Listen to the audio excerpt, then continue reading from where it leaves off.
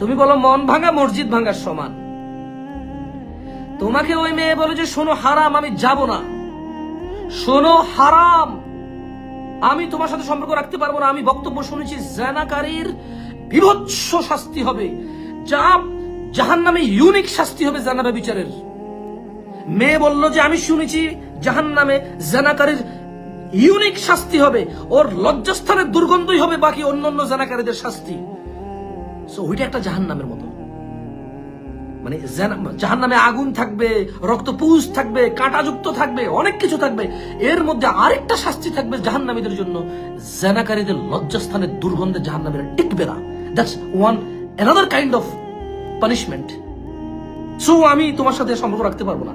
তুমি বলছো যে মন ভাঙা মসজিদ ভাঙা সমান, আমাকে ধোকা দিবা, আমাকে ধোকা দিয়া মানুষকে ধোকা দিয়ে আল্লাহকে পাবা। তুমি ওই মেয়েকে আল্লাহর নাম বিক্রি করতেছো। তোমার সাথে জানা না করলে সে আল্লাহকে ধোকা দিয়ে দেবে। তোমার সাথে জানা না করলে সে আল্লাহকে ধোকা দিয়ে দেবে। জালেম, এত বড় স্পর্ধা তোর। তুই আমার বোনকে বলছিস তোর সাথে জানার সম্পর্ক কন্টিনিউ না করলে ধোকাবাজ বলে সে গণ্য হবে। তুই বিয়ে করতে পারিস না, তোর তোর তোর মানে তোর তুই বেকার, তুই কাজ করিস না, তুই অলস উদাসীন।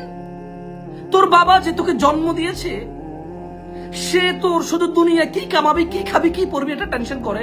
তুই মরে গেলে জাহান্নামে যাবে না জান্নাতে যাবে সেটা বিবেচনা করে না। এ পুরো জিম্মেদারি এ মেয়ে নিবে।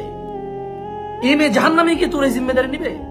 তোর যৌবন তুই বিয়ে করতে হবে, তুই কামাই রোজগার করতে হবে। ভাই আমার সরি তুই বলে ফেললাম না, সরি, ভেরি সরি।